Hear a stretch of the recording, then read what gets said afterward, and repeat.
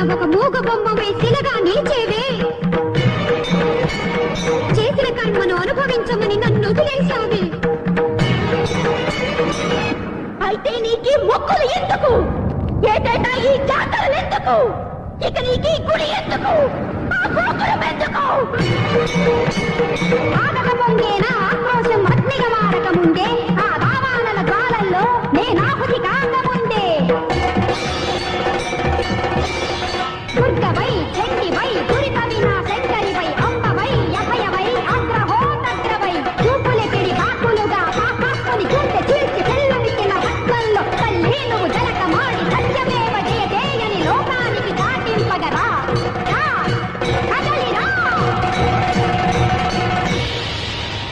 నా కన్నీటికి నీ మనసు కరిగి కదిలి రాకపోతే నా రక్తాన్ని నైవేద్యంగా పెడుతున్నాను, తీసుకో.